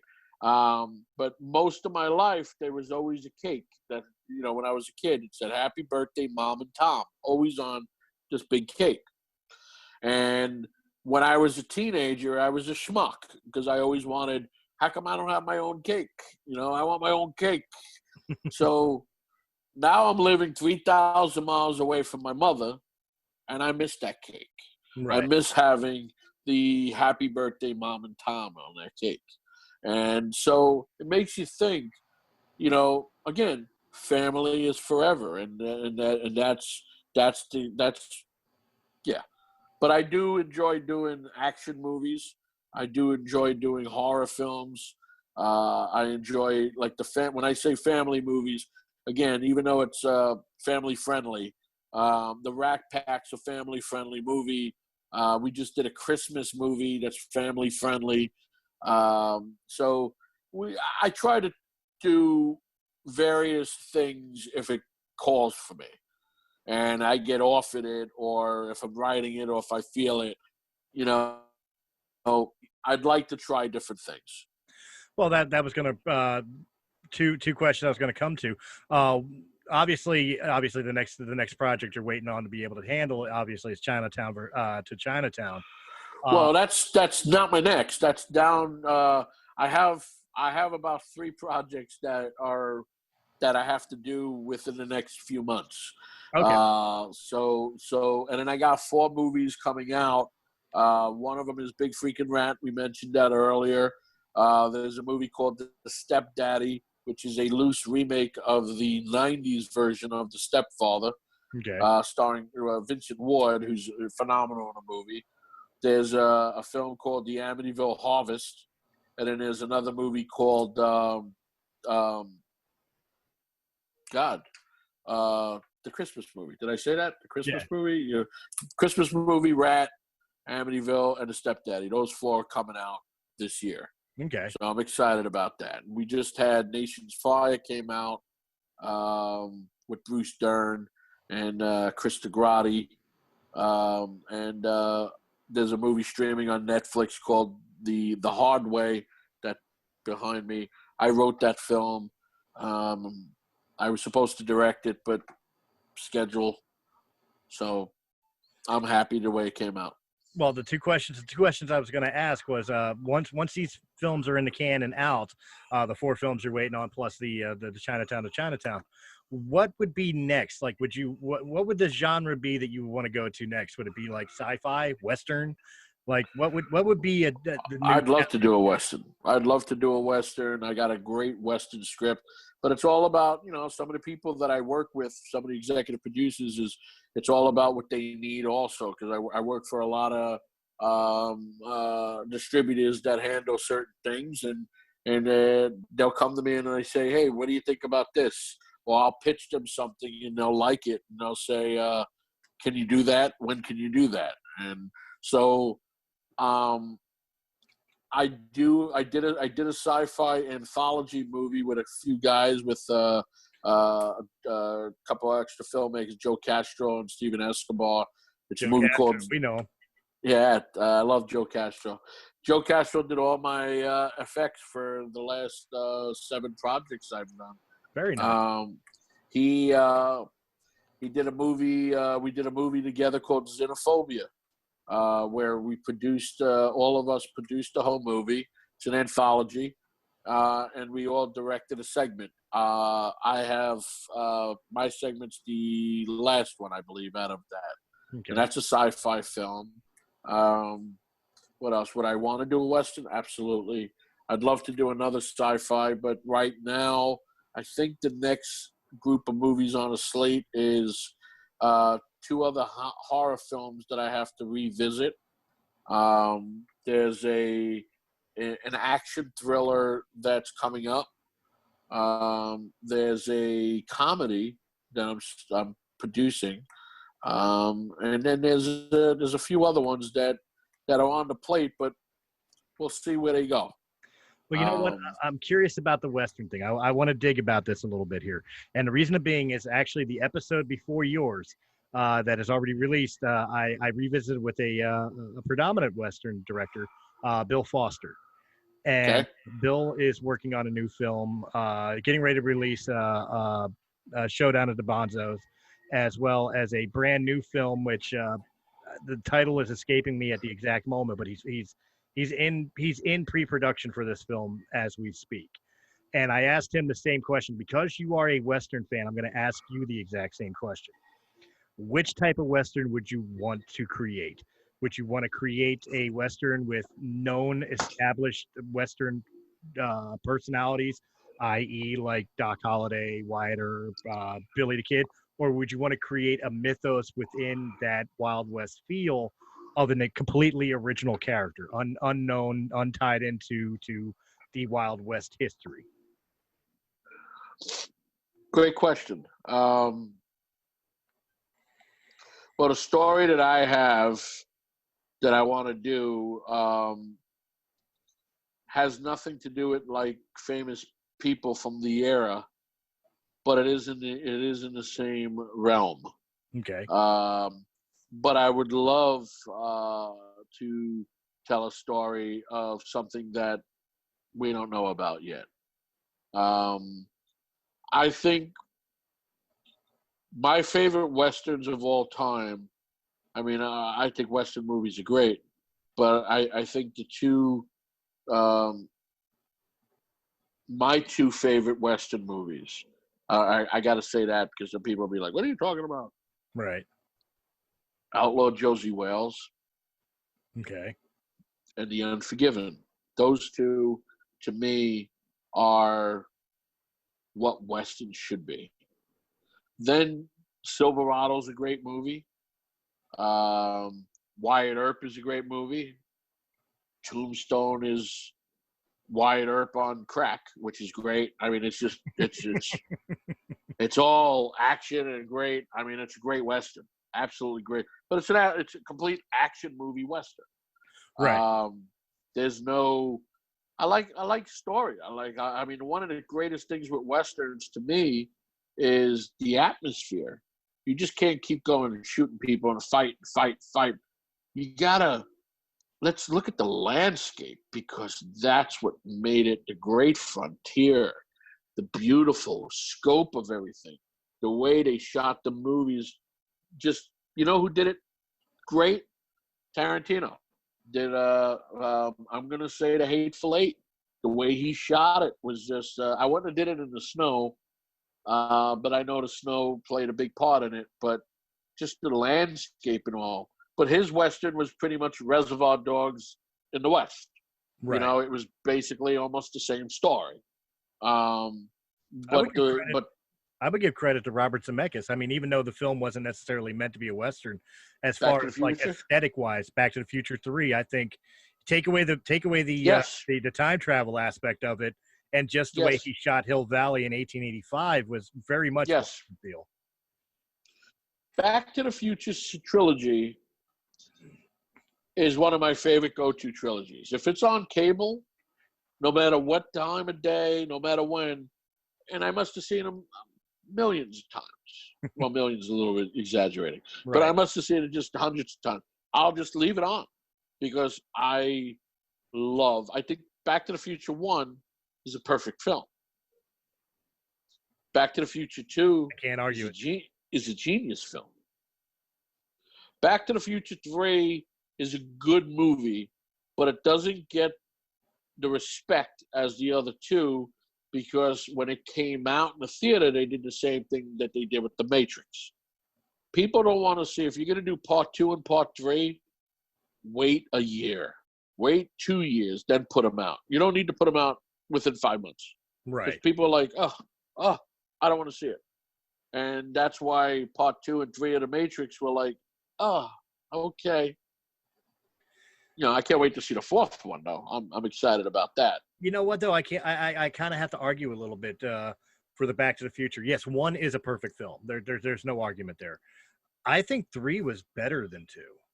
As much as I thought 2 was genius, I thought 3 felt more fluid than 2.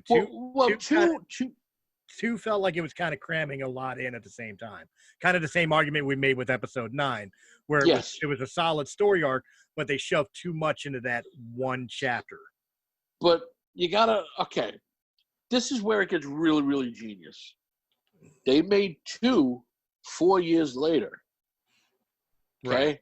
Now, when they made 2, they had to go back. Everything had to be perfect. There's things in 2 that you don't even see in 1. Mm-hmm. And then when you watch 1, you're like, oh my God, that is, I mean, from the eye line, from the way they stood, it's just, the only thing they got rid of was Jennifer. All right, out, you're out, gone. and Crispin Glover, gone, out. You know, they should have kept their mouth shut because it was when the movie was coming out, when they were talking about it, the first thing they said, well, I want this much money. Bye-bye. Yep. and they get rid of it. I mean, people don't wait. They don't wait. Just let everything fall. I'm sure they would have came up to you and said, listen, we really want you in these movies. This is what we're going to pay you. But, you know, when you get on the phone and say, hey, I hear you're making these movies. Well, my client wants this. Bye-bye. Well, that kind of leads to another question I could ask, too. And again, it kind of goes back to Star Wars, to George Lucas. When Lucas did Star Wars, he wanted to use unknown actors. He wanted the story to be predominant, so he used actors that nobody knew, or at least that had little experience. He did obviously bring in Alec Guinness and Peter Cushing for legitimacy, but, you know, Mark Hamill, Harrison Ford, Carrie Fisher, I know it's hard to believe, but back in 1977, nobody really knew who the hell these people were. So they were relative unknowns. As a director, as a writer, do you prefer to use star power to help propel your film, or would you prefer using relative unknowns to where they service the story more than having their stardom kind of, in a sense, bury the story involved? Both. Sometimes it all has to do with so you live in a world where filmmakers, no matter how big they are or how small they are, there's always another person telling them what they need. Right.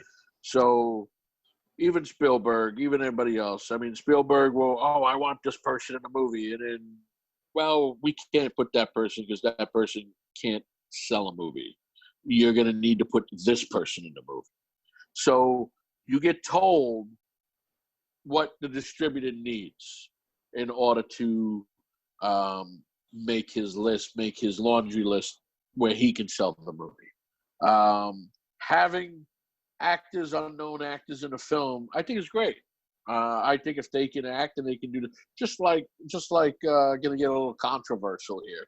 I'm all about when somebody goes for a job interview, that job should be based on quality and how their skill is in doing that particular job. Whether it's a female, whether it's a male, whether it's a different ethnic race. You don't need your resume should speak for itself, not some application that they're already pre-screening you before they know what you can do. Right. You're reading the application. Are you white, orange, green, purple, black, or blue? Are you South Pacific? Who cares? Why don't you ask me my skills? What can you do? What can you do? What can you do? Mm-hmm. Then judge me. Movies, Star Wars, went basically with unknowns. But Harrison Ford was one of the only actors that was seen before in a previous George Lucas movie. He was in American Graffiti. Right. And he got that gig because George Lucas was writing the script, and at the same time was getting distracted by the carpenter in the house building a door, and that carpenter was Harrison Ford. So he kept looking at this guy, and he asked him, "Hey, you ever do any acting before?" And Harrison Ford said, "Yeah, I've done stuff." He was a bit part guy. I walked into an old film, and he was a bellhop in one thing, but it was the little click that bounced Harrison Ford around. George Lucas used them, and he gave them to his friend Francis Ford Coppola, who'd film in Apocalypse Now. In Apocalypse Now, Francis Ford Coppola gave them to his friend Ridley Scott. Put him in this, So before you know it, you're like, oh my God, George Spielberg, another friend, put him in, Raiders of the Lost Ark. So if there wasn't that little clique of people recognizing your work, they wouldn't be there. But having an unknown in a film is great. But the movie, the story, needs to be spectacular for people to go out and watch that movie and buy that film. The original Halloween. Here's a director who is obsessed with Hitchcock. And as a filmmaker, when you look at Halloween and you look at Psycho, it's almost similar. Almost the same film. To the point where you got Sam Loomis as a character in Psycho, who's the boyfriend of the sister. Right. In Halloween, Sam Loomis is the doctor. It goes back and forth. It's the same story. And in fact, he went so far that he got Janet Leigh's daughter in real life, Jamie Lee Curtis, a very unknown Jamie Lee Curtis, unknown, who knew, put her in. The rest was history. A scream queen. And here's where we're going to bring you back to the Future. Cinematographer on Halloween was Dean Cundey. Unknown, pretty much. Right. Worked, Dean Cundey went on to shoot Halloween, Jurassic Park, Back to the Future, Spielberg, all these Spielberg movies. Here's a guy that made this little indie film and made it look so amazing. Went also on to do Back to the Future. Went also on to do Jurassic Park. I don't know if he did E.T. I got to double check that. But, so it's all about, he was an unknown, but now he's forget it. It's Dean Cundey, Exactly. That's why I was curious, because I know some people that's a fear. Like, of course, a movie's going to draw if you got Brad Pitt in it, because it's Brad freaking Pitt. Even if the story is garbage, people are going to see it because it's Brad Pitt. You know, Right. I know I'm showing my age. There's better actors than Brad Pitt out there today. That's a name. But I mean, like, you know, that type of star power that it services the film, but at the same time, it kind of drowns the story arc. Where as an unknown with a good story, like you said, the story will draw them in, and then the character is not lost in the fact that you're looking at you're not looking at Brad Pitt as you're looking at this is the person on the screen. This is the character. You know what I mean? Marvel did it. Marvel took all these actors that were kind of up and comers. They popped up here, they popped up there. They weren't really big mega stars yet. Not counting Robert Downey Jr. I'm talking about these other guys. Then all of a sudden, you give them a good story and an ideal character, and now they're, you know, kids know their name. Mm-hmm. You know, I mean, Chris Evans had to start off in the crap versions of the Fantastic Four. Oh, come on. You know, no, come on. We got to be fair. Those weren't that terrible. Now that reboot. No, he was okay. The reboot was terrible. The reboot was terrible. Yeah, that's what I meant. Sorry. So let me go back. You know, he was, but you know, I mean, even like the Hulk. Look how many versions of the Hulk it took for them to kind of get it right and realize you can't make a Hulk movie. You can make a Hulk character, and people want to see that Hulk character in a film. Right. But nobody wants to see its own movie because there's only so much you can do with the Hulk. Right. You know, but I do think the best Hulk, and he was stupid to walk away from it, was Edward Norton's Hulk. Was great. That movie was phenomenal. I actually didn't mind Eric Bana. Eric Bana's not bad, but that movie was just boring. The movie was boring. His portrayal of Bruce Banner, a.k.a. the Hulk. No, not bad. Not bad at all. But, you know, Ed Norton could have got his career back where people liked him again. And I will argue that I think Hulk standalone film would have worked if they would have led it towards Planet Hulk. If they would have led it towards the Planet Hulk story arc, I think that would work as a film. Especially maybe that's coming. Especially if you get Mark Ruffalo to agree to do it. Since everybody associates Ruffalo as the Hulk now. Of course, he's played the character in how many movies? Yeah, you know, people don't remember Eric. What's his name? Eric Bana and Norton. Yeah, they remember the storylines, but they don't remember like was that you know, was he in that one? You know, type thing. But I don't know what the Marvel's gonna do with the new wave of superhero movies now, because they're the next phase is kind of like who cares type of titles. It really like, is. Oh, you know, it's like okay, all right, maybe. Truth be told, as far as Marvel's concerned, one of my favorite all-time characters is Spider-Man.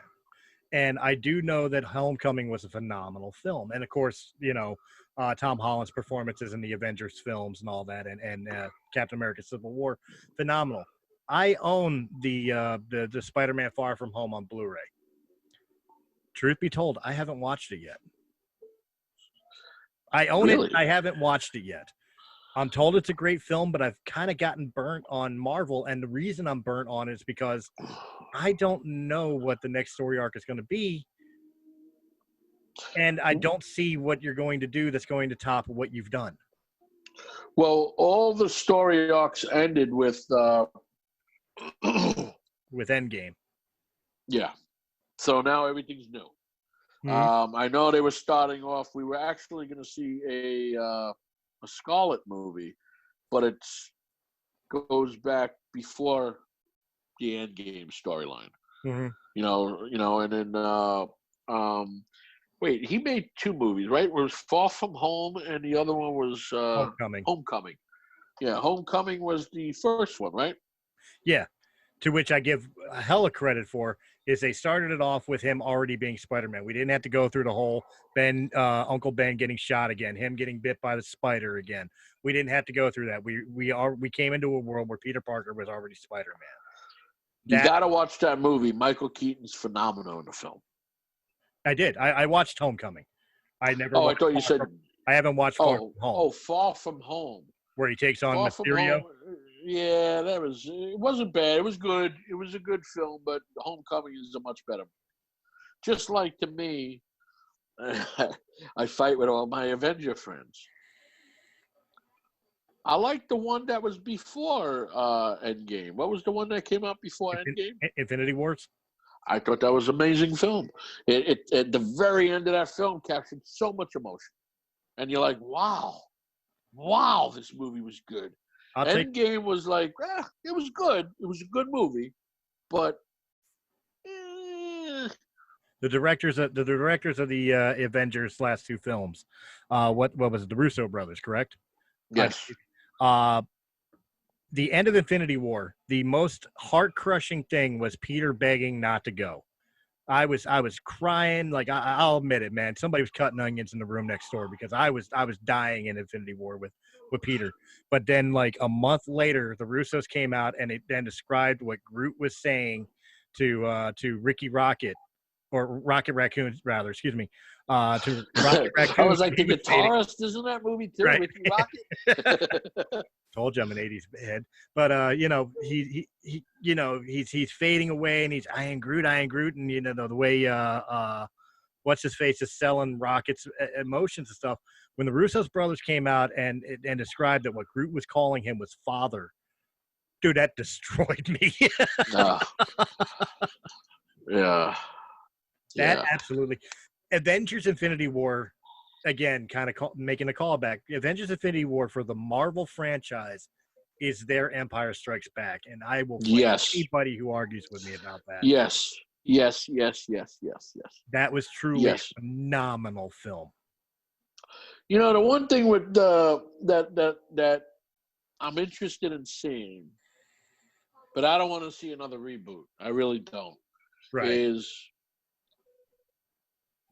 since Disney bought 20th Century Fox, they have all the other Marvel characters now. Minus, they still got the deal with Sony with Spider-Man.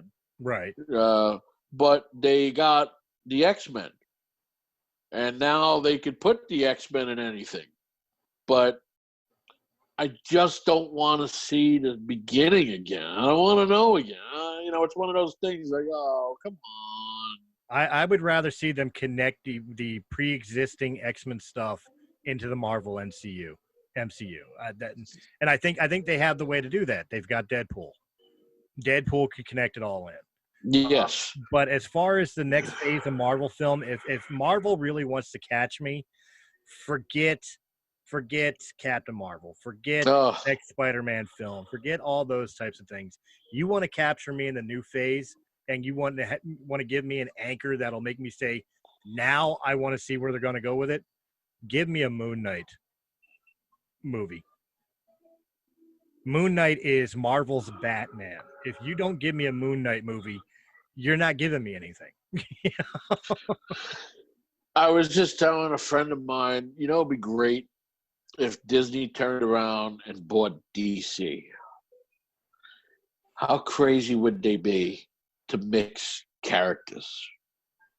I don't think it'll ever happen. Like, I could see Disney buying DC Studios, but I don't think they would ever try to screw with the comic book market and do the crossover between DC and Marvel. Can you imagine that? Can you imagine a world where it'll be like a real weird version of the can't call it Justice League because it's a whole different thing now.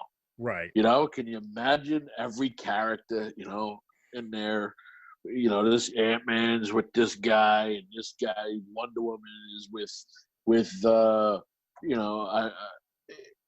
Iron Man, and it's like, wow. So anyway, if they did that, I would want to put to rest the DC versus Marvel arguments of who would win in a fight, Superman or Captain Marvel. Let them go at it. if you're gonna do the crossover, give me that one. True. Give me that one, and I'm sorry, Marvel fans. Superman will whoop her ass. The one thing that bothered me with the Superman versus Batman movie. And I thought it was just lazy writing. You had all these references that you could have used in any to make the movie just big. Right. And they stopped fighting because they realized both of their mother's name was Martha. I get what they were trying to go with, but I agree with you. There was a better way they could have catalyzed that. But that wasn't my biggest complaint of the film. In fact, there's not much in the film I complain about. Even in the original version, it was a little disconnected before the Snyder Cut. It was a little disconjointed. But overall, like the Ben Affleck's performance as Batman has got to be some of my favorite Batman performances. I thought he was good. I thought he. I thought Ben Affleck was a good Batman. And you know what? When he was first slated to play Batman, and everybody was all about, screw Batfleck, but I was the one that was sitting there going, you know what? Look at what he did with Daredevil. The movie was shit, but look at his performance as Daredevil. He could do Batman. Yeah. And I was, not to pat myself on the back, but I was right. But the biggest thing that I hated was the Lex Luthor character in that film. What's his face, right? When you go from Gene Hackman and even Kevin Spacey as Lex Luthor on the big screen to that, no. No. Jesse Eisenberg, I think, or something like that. Yeah. I'm glad that you brought up Kevin Spacey, because I thought Superman Returns is such an underrated film, and the reason why it bombed is because there wasn't really a lot of action in it. It was a little bit more. But Bryan Singer kind of had the right elements. You got John Williams' score. He's got. He went back to the vault for Marlon Brando. It felt like somewhere between Superman the movie and Superman 2, the Donna cut, which is a better film. Mm-hmm. You get the Superman Returns. So it's like, forget about the Richard Pryor film, forget about him fighting the Nuclear Man. You know who's missing in that movie? Rose from the Jedi series. There you go. It's like, what are you doing? Throw Benicio del Toro in that one, too. Yeah, just have Jar Jar make a cameo appearance. There you go. Ruin it all. Oh my God! But no, you're absolutely right. I think it is very much is an underrated film, and I think it's because of the fact, like you said, it kind of ran long and long-winded and boring because it was meant to be more of a dialogue and a love story film than it was an action flick. And most people go to see Superman to see action. Right. But I do think it's an underrated film, and I'm not a person who absolutely hates 3 and 4. No, that's wrong. I'm not a person who absolutely hates 3. I don't mind 3. 4, yeah, that's hot garbage. In fact, I should do a podcast one day arguing the merits of Batman and Robin versus Superman Quest for Peace and see which one. What a bag of shit. Oh. And then you put that up there with Beverly Hills Cop 3. Oh, yeah. I was a big Beverly Hills Cop fan, and then when the third one came out, it's like, even the story, it's like, can you imagine the executive reading the script and saying, wow, this is a great movie, let's make this film. It's terrible. All right. It's a terrible movie. Well, all right. Well, I'll throw another one into that shit sandwich for you. Let's put another slice of meat in there. How about Jaws: The Revenge? Jaws 3D and Jaws: The Revenge. 3D still had a more merit than Revenge. I mean, it wasn't great, but it had some merit to it. Yeah, let's put you know what's weird? It took me a long time to like Halloween 3: Season of the Witch. I hated that movie. Because I hated it. It was Mike just wasn't in it, right? He wasn't in it. Don't call it Halloween 3, but I understood what Carpenter was trying to do. But when I watched it, I don't know, about 5 years ago, I revisited it. I think it's phenomenal. I think it's a great film. But the title sucks, but it's phenomenal. But it's telling you there, Halloween. They shouldn't have put a third one. They should have just said Halloween, Season of the Witch. It's telling you, Season of the Witch. because each Halloween he was trying to do a new story, but the studio wanted another Michael Myers. Just like the other movie that's underrated too in the franchise of Friday the 13th is Part 5. I was just about to ask you that. Do you have the same feeling towards Jason Lives or A New Beginning? That was the title of the film. 5, A New Beginning. 5 is a good film, even though Jason's not in it. Technically, he is, but he's not. It's a copycat, yeah. I'm not a fan of 7. I'm not a fan, and I love Kane Hodder. He's my friend. I'm not a fan of 7. I'm not a fan of 8. I'm not a fan of 9. Not a fan of 10. I'm a fan of 10. I agree with you with 7 and 8 and 9, but 10 has that campiness to it. I mean, it's just too campy. It's too Look campy, at Part 1 and 10.